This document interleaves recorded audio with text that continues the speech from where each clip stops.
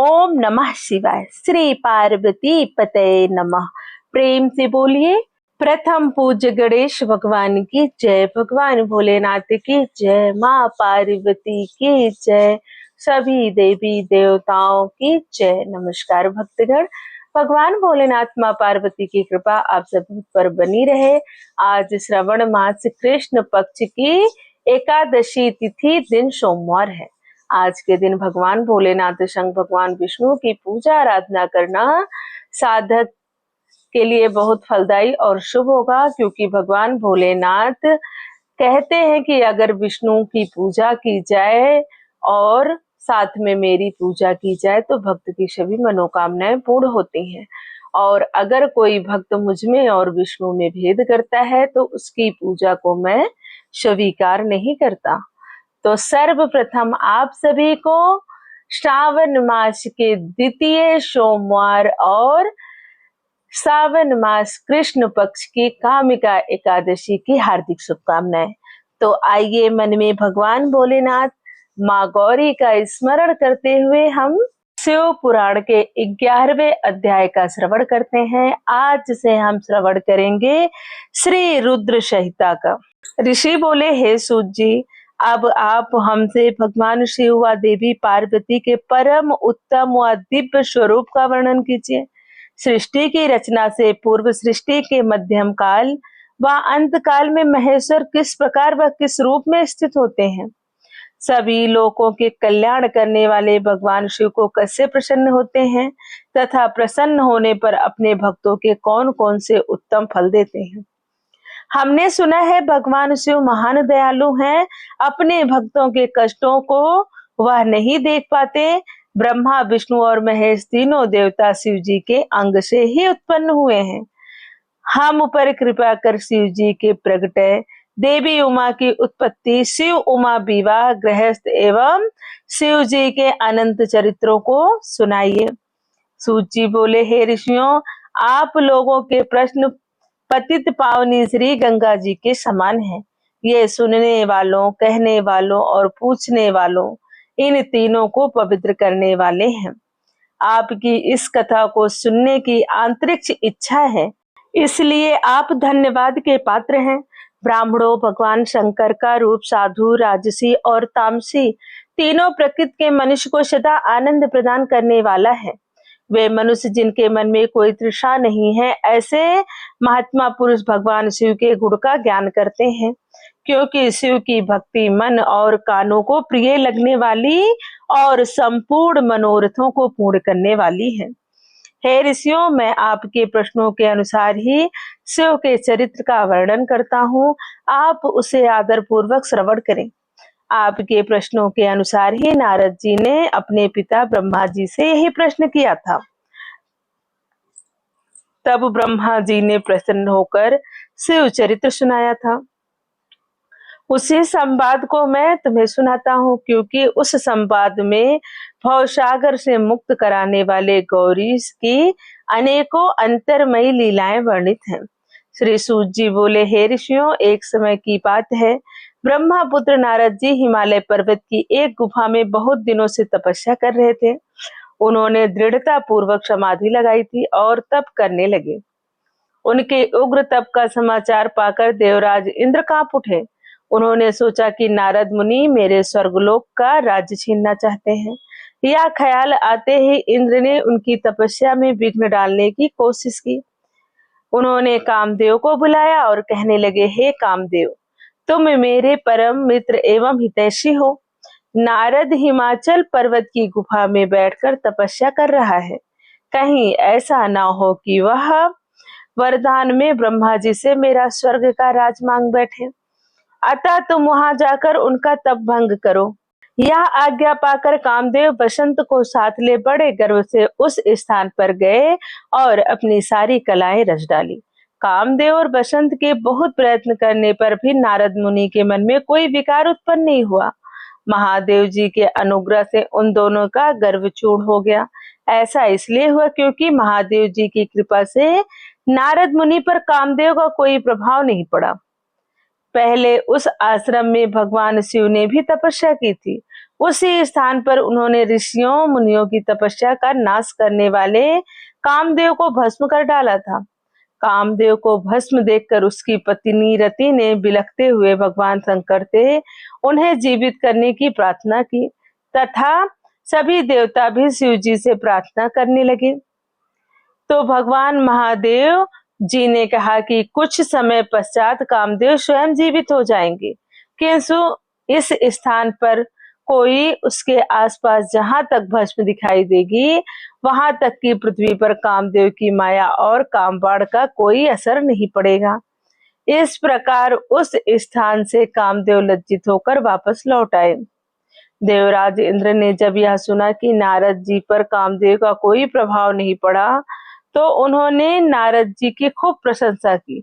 भगवान शिव की माया के कारण वे भूल गए कि शिव जी के श्राप के कारण उस स्थान पर कामदेव की माया नहीं चल सकती।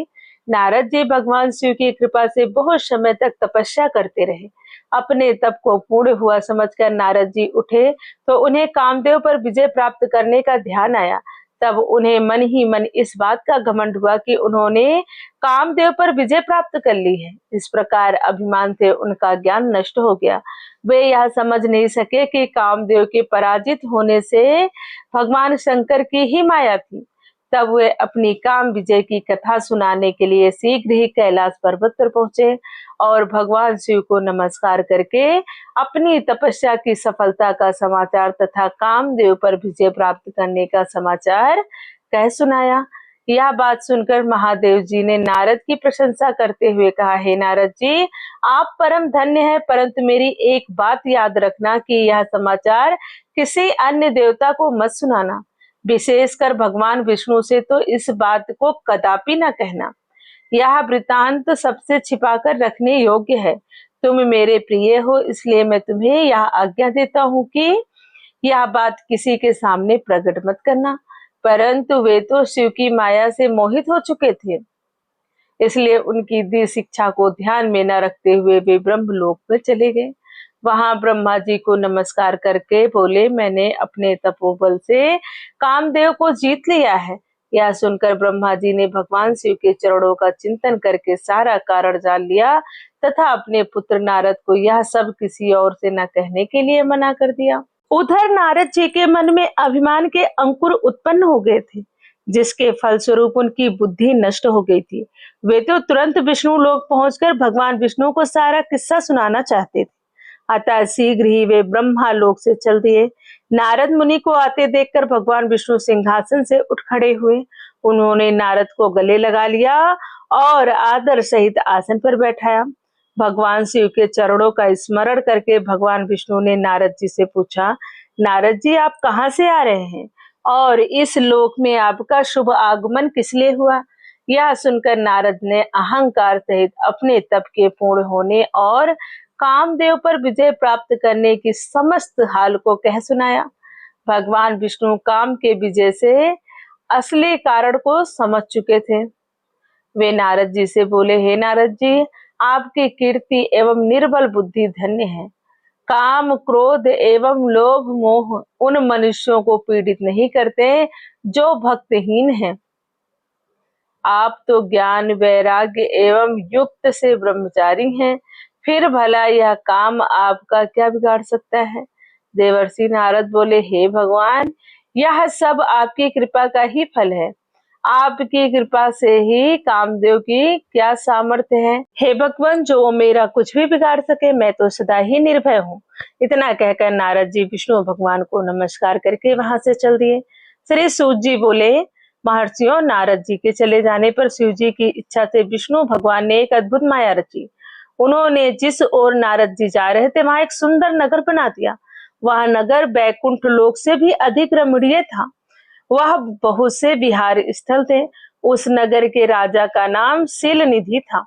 उस राजा की एक बहुत सुंदर कन्या थी। उन्होंने अपनी पुत्री के लिए स्वयंवर का आयोजन किया था। उसकी कन्या का वरण करने के लिए उत्सुक बहुत से राजकुमार पधारे थे। वहां बहुत चहल पहल थी। उस नगर की शोभा देखते ही नारद जी का मन मोहित हो गया। जब राजा शील निधि ने नारद जी को आते देखा तो उन्हें सादर प्रणाम करके स्वर्ण सिंहासन पर बैठाकर उनकी पूजा की। फिर अपनी देव सुंदरी कन्या को बुलाया, जिससे महर्षि के चरणों में प्रणाम किया। नारद जी उसका परिचय कराते हुए शील निधि ने निवेदन किया, महर्षि, यह मेरी पुत्री श्रीमती है। इनके स्वयंवर का आयोजन किया गया है। इस कन्या के गुण दोषों को बताने की कृपा कीजिए। यह सुनकर श्री नारद जी बोले, राजन, आपकी कन्या साक्षात लक्ष्मी है। इसका भावी पति भगवान शिव के समान वैभवशाली, त्रिलोक जयी वीर तथा कामदेव को भी जीतने वाला होगा। ऐसा कहकर नारद मुनि वहां से चल दिए। शिव की माया के कारण वे काम के वशीभूत हो सोचने लगे कि राजकुमारी को कैसे प्राप्त करूं। स्वयंवर में आए सुंदर एवं वैभवशाली राजाओं को छोड़कर यह मेरा वरण कैसे करेगी। यह सोचने लगे कि नारियों के सौंदर्य से बहुत प्रिय होता है। सौंदर्य को देखकर ही श्रीमती मेरा वरण कर सकती हैं। ऐसा विचार कर नारद फिर विष्णु लोक में जा पहुंचे और उन्हें राजा शील निधि की कन्या के स्वयंवर के बारे में बताया तथा उस कन्या के साथ विवाह करने की इच्छा व्यक्त की। उन्होंने भगवान विष्णु से प्रार्थना की वे अपना रूप उन्हें प्रदान कर दें ताकि श्रीमती उनका वरण कर लें। श्री सूत जी कहते हैं, महारथियों, नारद जी की ऐसी बात सुनकर भगवान मधुसूदन हंस पड़े और भगवान शंकर के प्रभाव के अनुसार उन्होंने इस प्रकार उत्तर दिया, मैं आपका हित उसी प्रकार करूंगा जिस प्रकार पीड़ित व्यक्ति का श्रेष्ठ वैद्य करता है, क्योंकि तुम मुझे विशेष प्रिय हो। ऐसा कहकर भगवान विष्णु ने नारद मुनि को वानर का मुख तथा शेष अंगों को अपना मनोहर रूप प्रदान कर दिया। तब नारद जी अत्यंत प्रसन्न हुए और अपने को परम सुंदर समझकर शीघ्र ही स्वयंवर में आ गए और उस राज्य सभा में जा बैठे। उस सभा में रुद्रगण ब्राह्मण के रूप में बैठे हुए थे। नारद जी का वानर रूप केवल कन्या और रुद्रगणों को ही दिखाई दे रहा था, बाकी सबको नारद जी का वास्तविक रूप ही दिखाई दे रहा था। नारद जी मन ही मन प्रसन्न होते हुए श्रीमती की प्रतीक्षा कर रहे थे। हे ऋषियों, वह कन्या हाथ में जयमाला लिए अपनी सखियों के साथ स्वयंवर में आई। उसके हाथों में सोने की सुंदर माला थी। वह शुभ लक्षणा राजकुमारी लक्ष्मी के समान अपूर्व शोभा पा रही थी। नारद मुनि का भगवान विष्णु जैसा शरीर और वानर जैसा मुख देखकर वह कुपित हो गई और उसकी ओर दृष्टि हटाकर मनवांछित वर की तलाश में आगे चली गई। सभा में अपने मनपसंद वर को न पाकर वह उदास हो गई। उसने किसी को गले में वरमाला नहीं डाली। तभी भगवान विष्णु राजा की वेशभूषा धारण कर वहां आए। विष्णु जी को देखते ही उस परम सुंदरी ने उनके गले में वरमाला डाल दी। विष्णु जी राजकुमारी को साथ लेकर तुरंत अपने लोक को आ गए। यह देखकर नारद जी विचलित हो गए। तब ब्राह्मणों के रूप में उपस्थित रुद्रगणों ने नारद जी से कहा, हे नारद जी, आप व्यर्थ ही काम को मोहित हो सौंदर्य के बल से राजकुमारी को पाना चाहते हैं। पहले जरा अपना वानर के समान मुख तो देख लीजिए। श्री सूत जी बोले, यह वचन सुनकर नारद जी को बड़ा आश्चर्य हुआ। उन्होंने दर्पण में अपना मुख देखा। वानर के समान मुख को देखकर वे अत्यंत क्रोधित हो उठे तथा दोनों रुद्रगणों को श्राप देते हुए बोले, तुमने एक ब्राह्मण का मजाक उड़ाया है, अतः तुम ब्राह्मण कुल में पैदा होकर भी राक्षस बन जाओ।